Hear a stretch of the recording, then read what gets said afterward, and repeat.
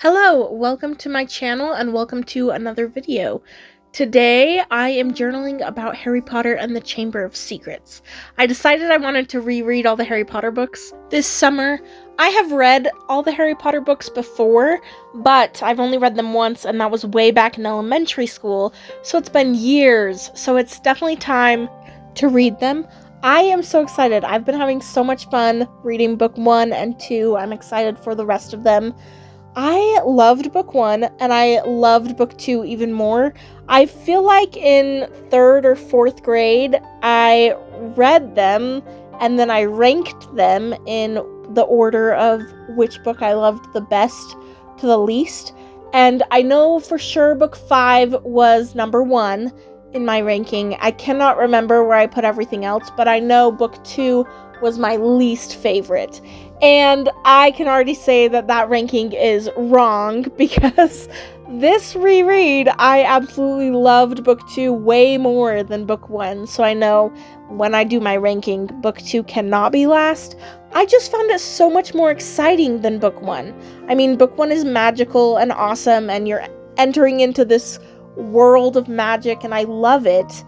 But I feel like it was pretty simple and easy to read and a good children's book. Like, I could put it down and pick it back up and it was fine that way.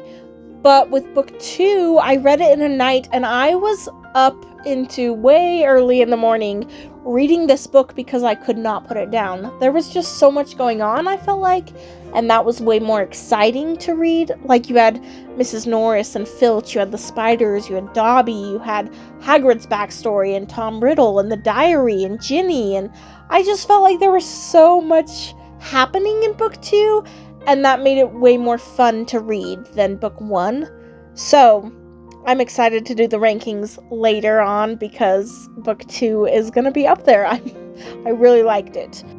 I'm also loving rereading them because it's been like 15 years or something since I've read these books, and I've seen the movies a couple times since then, but haven't really gone back to the books, haven't really gone back to the movies, and I forgot a lot of things. So rereading them have been so exciting because it's like I'm reading them for the first time at some level. There's some things that I just cannot remember. I did not remember Hagrid's whole backstory, so reading book 2, I was like, wait, what's gonna happen? I don't actually know. So they've been fun and exciting to reread, and I'm loving it.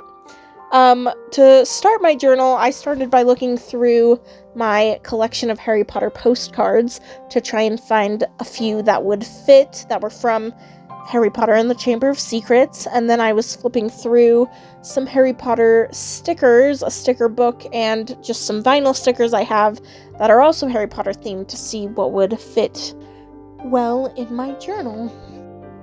I'm really excited for this journal entry because I am so close to finishing this massive journal. This is one of the last 3 entries that will be in this journal, so I'm really excited to get it in there, but it also has made it really hard. This journal is getting quite big and fat and very hard to write in, so I'm excited to be able to journal about my experience reading Harry Potter 2, but I'm also really excited to start a new journal soon and write about my experience with Harry Potter and the Prisoner of Azkaban in that new journal. This one is very chunky, as you can probably tell, and it was getting really hard to write in. I had to hold the journal in awkward angles just to write down my thoughts on Harry Potter, so I am very excited to move on to my next journal very soon. Now I'm just writing down my thoughts on Harry Potter 2. I absolutely loved it. It was like reading it for the first time because I really cannot remember too much from the read in elementary school, and it was just delightful. I'm really excited to read the rest of the books, and I really loved this one.